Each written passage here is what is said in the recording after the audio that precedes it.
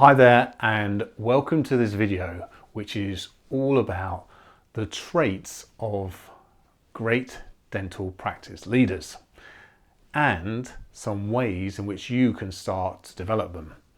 So specifically 5 traits I'm going to talk about and some ways in which you can develop those.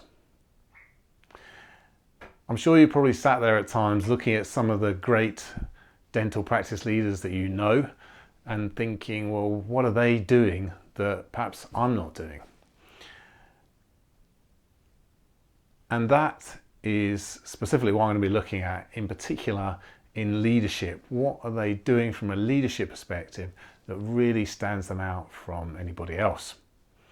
And this is based on some of the literature, some of the opinions that are out there, and also on my own experience from a leadership perspective, and obviously from observing and working with the clients that I work with. The 5 traits are as follows.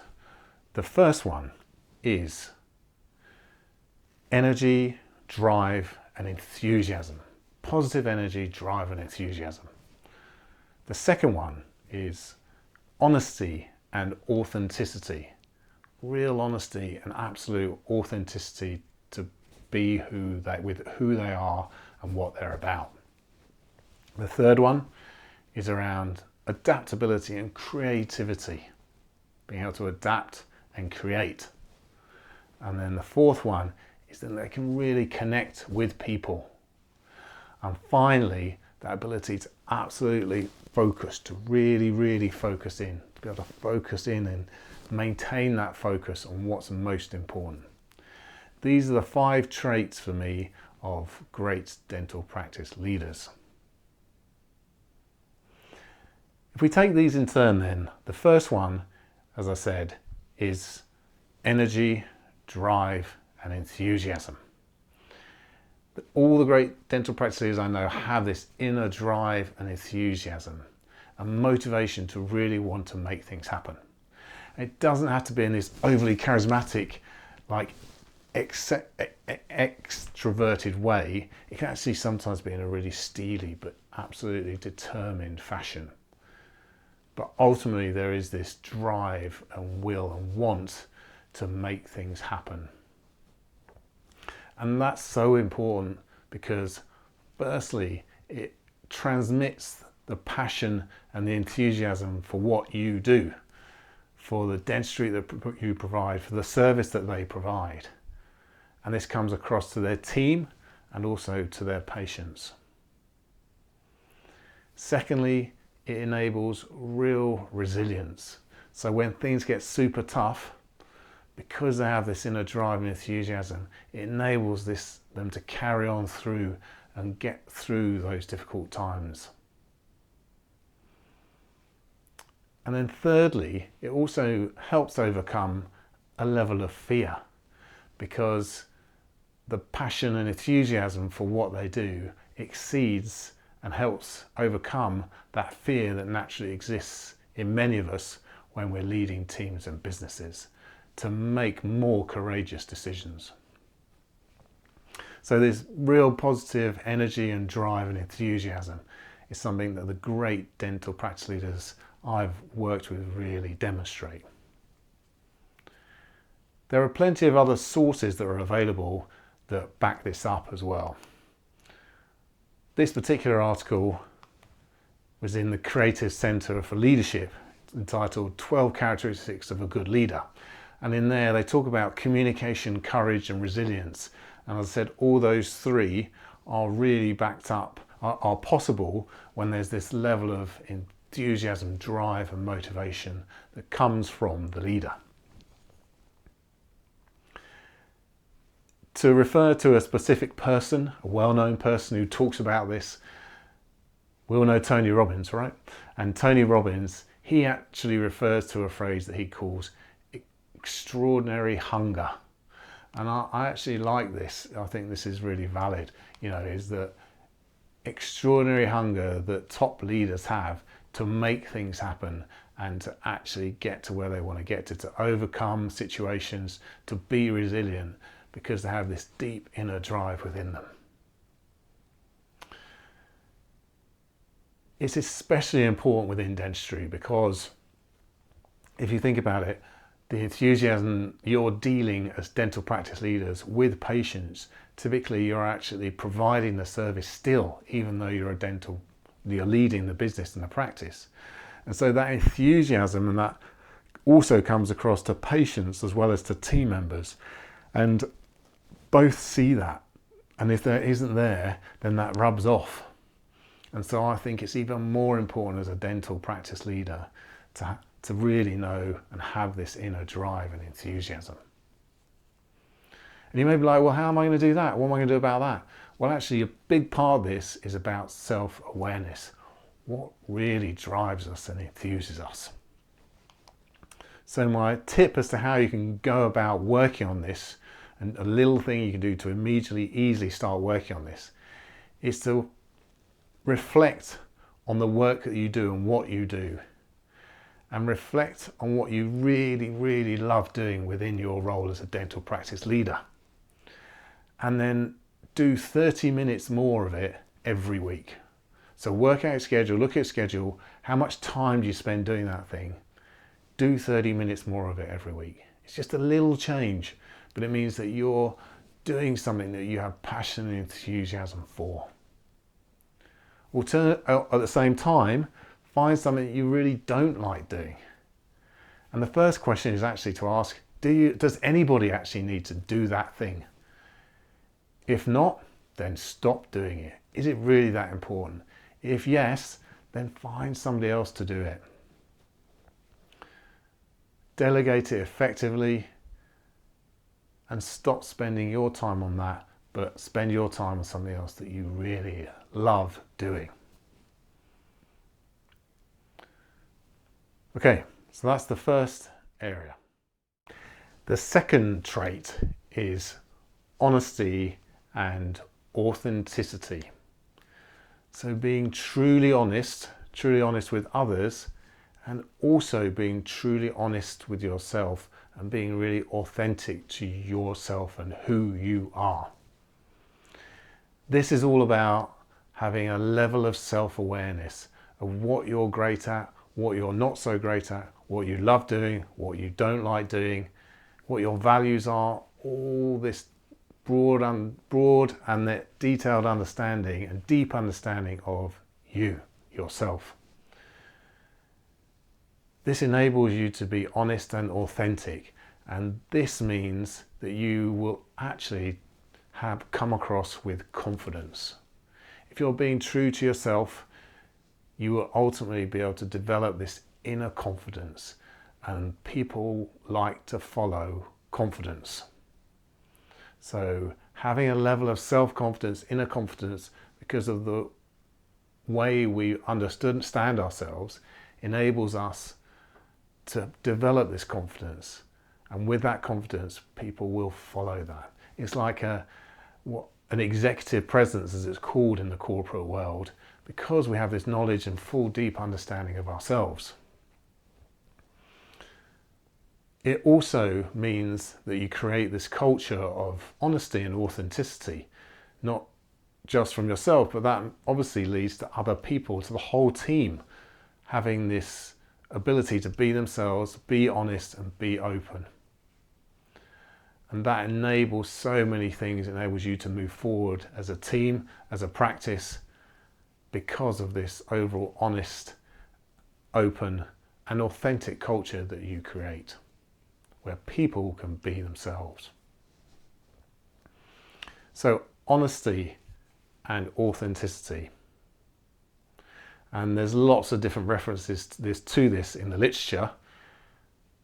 In terms of famous people, you often hear Michelle Obama talking about the importance of honesty as a leader. You don't have to play games, you just be honest. You don't end up getting caught out because of dishonesty. You just be honest and open. So honesty, and the real top dental practice leaders that I've witnessed, they have this authenticity and honesty in how they are and how they speak to their team and their team members. So this is trait 2, which is honesty and authenticity. A quick way in which you can start to work on this is actually by having honest conversations with people. When you notice something that is either great or perhaps not so great, you don't sweep it under the carpet. You are honest about it in a constructive way.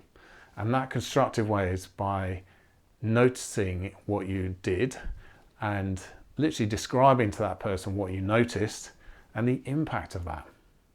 So a quick way to start working on this is actually, we tend to look at it from a negative point of view, but actually think about what have I noticed really positive that somebody has done that's really made a significant contribution to the practice.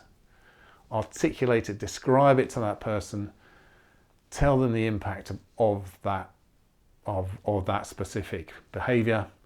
And this is about being honest about what you've noticed and open with people. Okay, so that's the little tip for getting going on some being honest and authentic. Trait number 2, that was. We now move on to trait number 3. And trait number 3 is about creativity and adaptability. All the great leaders that I've worked, great dental practice leaders that I've worked with, they are able to adapt as and when things occur. The dental environment is moving pretty quickly. The whole world is moving pretty quickly. Things change, things evolve, things develop. And actually the great leaders are able to just take that for what it is, that things are going to change, to not complain about it, to not moan about it, not feel entitled to anything, but actually to look, to see what's happening and to make changes. And this is just a clear characteristics of all the great dental practice leaders. They haven't waited for something to happen.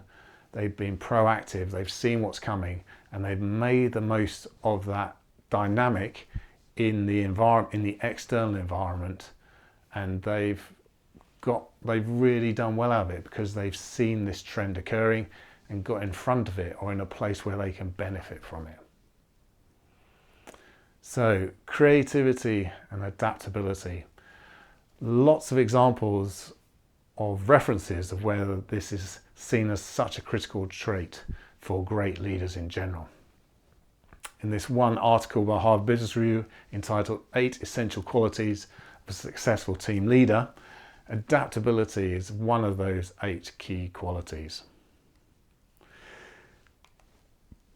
Jack Welch was a famed CEO of General Electric for many years, a real leadership guru.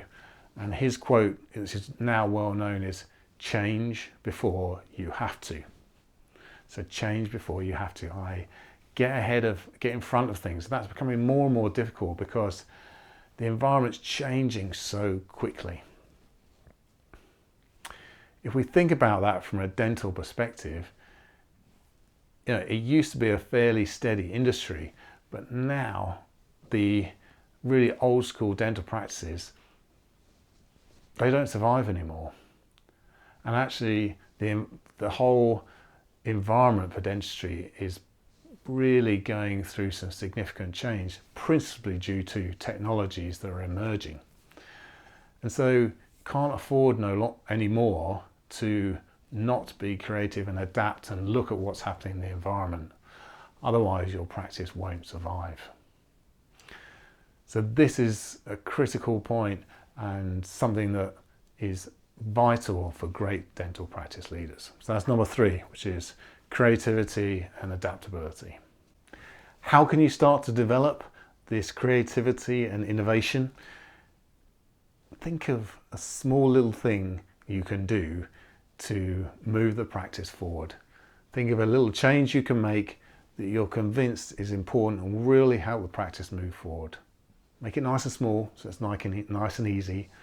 Put a clear deadline in place and make it happen. Okay, So think of something small, a change to the practice that will make a difference, put it in place and make it happen. Put a clear date and do it. Number 4, which is the ability to connect and really communicate effectively, but to connect with your people. Despite being super busy, the great dental practice leaders, they still put time aside to connect and to communicate with their team members and everybody in the team. If you can't connect, it's always going to be extremely difficult to be successful as a dental practice leader. There's various literature that speak to this. Again, another article that talks about connect, then lead. And this is again in the Harvard Business Review. So connect, then lead. Talking to the importance of connecting first. And if we think about actually any of the researchers out there on things like counseling, on coaching, these kinds of one-to-one interaction, no matter what the techniques that are used, always comes back to the level of connection and rapport between the two people, between the therapist and the client and the patient. And I think that's similar when it comes to leadership. There has to be a connection between you and individuals. If there's no connection, it's always going to be extremely difficult to lead that person, that team. And this is not just at an individual level, but a team and group level as well. When it comes to dentistry specifically, again, you're on the front line with patients as well as with team members. And patients want to feel like there's a connection. Your team members want to really feel like there's a connection. And healthcare connection is vital. So that being able to connect with team members, all great dental practice leaders have this capability. A quick, easy way to start working on this is to I want you to think of one of your key team members.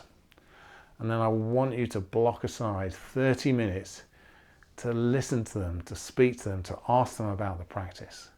Not just make it really kind of like topic-based or issues-based, a list of stuff to work through, but to actually give some space to get some views from that person about the practice, to listen to their side, to listen to them, to understand them, and to really connect with them. And make this a recurring thing. So put dedicated time aside without distractions to be with those people. So connect effectively with team members. Number 5 is focus. I cannot tell you how important this is. In the environment of being dental practice leaders, you are trying to run a practice and often actually trying to provide the service. This is not normal for most businesses. This is unusual. And so you're trying to really somehow create this level of focus. And it's challenging for you at an individual level, but it's also really challenging them for the practice to make sure the practice has this focus. And the really good leaders, the great dental practices, are able to manage this balance. And it might be different for different stages of their lives and their career or where the practice is at. So they move from more involved in certain areas to less involved, but there's always clarity about their focus and effort. So focus, and Daniel Goleman writes a great article about the importance of focus for leaders, and saying there are 3 areas of focus we need to take care of. Ourselves, focus on ourselves, focus on others, i.e. our team members, and then focus on the external environment to see what's happening and what decisions we need to make to drive the business forward. Interestingly, some of the best quotes out there around focus come from the famous Steve Jobs, okay, who was a real innovator. And I think that's a really fascinating thing to think about, because he was an innovator, yet he talks at length about the importance of focus. And there's his great quote, which is as follows: "I'm as proud of many of the things we haven't done as the things we have done. Innovation is saying a no to 1,000 things." So even this Steve Jobs, the famed innovator, he talks about being as proud of the things that he hasn't done as well as the things that he has done. That importance of making choices and really, really focusing in on what's most important. So for dentistry and dental leaders in particular, it's so important to focus, to make choices. And I can't stress this enough, in that is a really important trait of great dental practice leaders. How do you start going about work on that? Start work on that? Well, it can be little things. Think of something that you currently do that actually you're not sure what value it offers to the practice. Or it may be something that you're trying to do and perhaps it's just not working, but it's still sort of carrying on in the background. Think of something that you're doing that has no value anymore for where you're heading as a practice, and stop doing it. So there will be things, I can assure you, and I encourage you to do that, to ask your team as well, what are you doing that you don't think has value anymore to the practice? And tell them to stop. So that fifth element is about focus. Those are the 5 different areas, 5 different traits of great dental practice leaders. And just to summarize: energy, drive and commitment, honesty and authenticity, adaptability and creativity, ability to connect, and then finally, focus, the importance of focus. A big chunk of this is around self-awareness, doing the work to become more self-aware. If you want to take a scorecard that I've done, this will start to develop your own self-awareness about your leadership skills. So please do click on the link to take the leadership scorecard and start to develop your own awareness about your leadership capabilities. Bye for now.